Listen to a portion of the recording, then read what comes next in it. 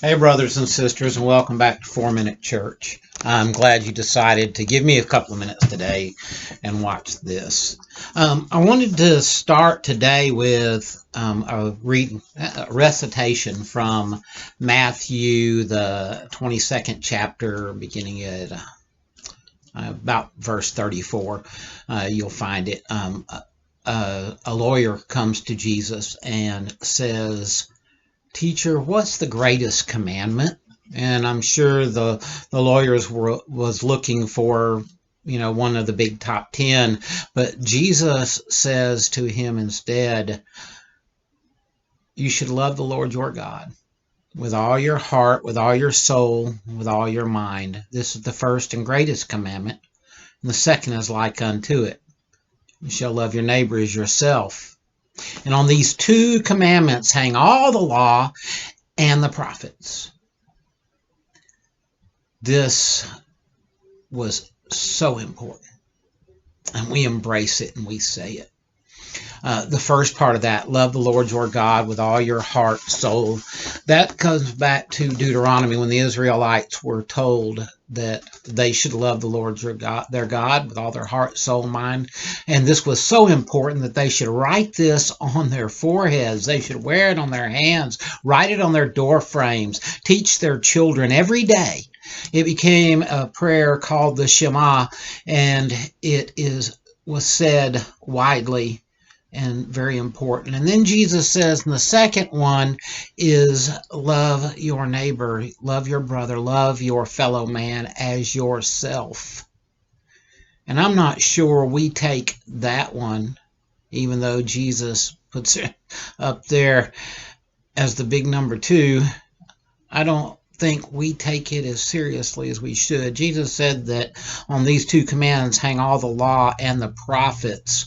So what did the prophets say about this? First of all, what do you think was the big sin of Sodom? Now, and why was it destroyed? Some of you immediately had this sin come to mind, and some of you may be wrong.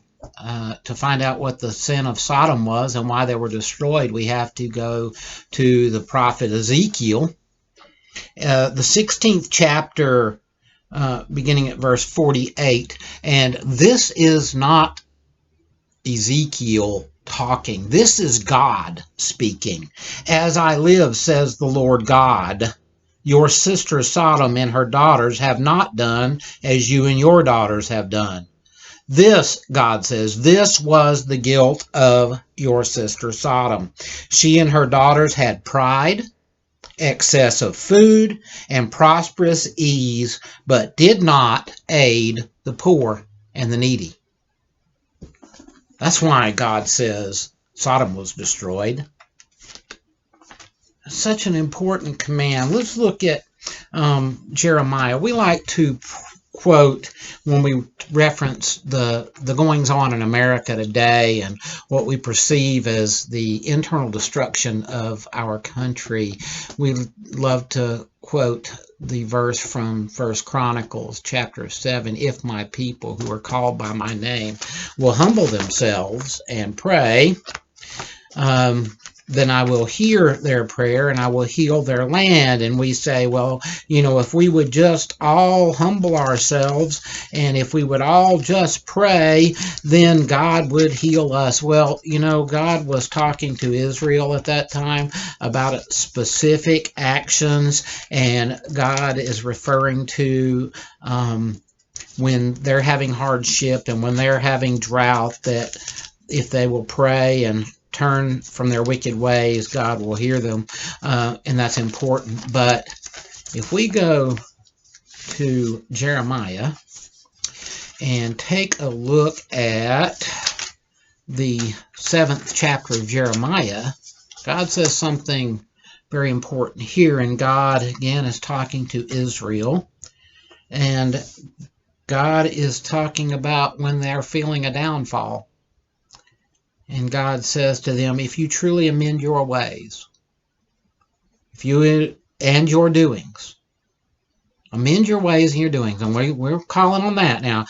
And God says, if you act justly with one another, if you do not oppress the alien, the orphan and the widow, or shed innocent blood in this place. And if you do not go after other gods than your own to your own hurt, then I will dwell with you in this place. God means that today. If we do not oppress the alien, the orphan, the widow, or shed innocent blood, God will dwell with us in this place.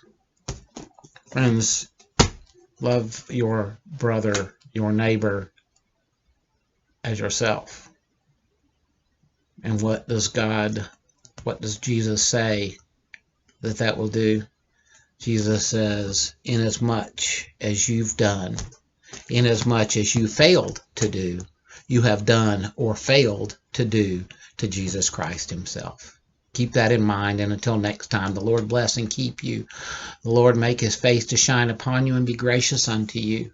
The Lord lift his countenance upon you and give you peace. Peace out, brothers and sisters. I love you, and I'll see you next time.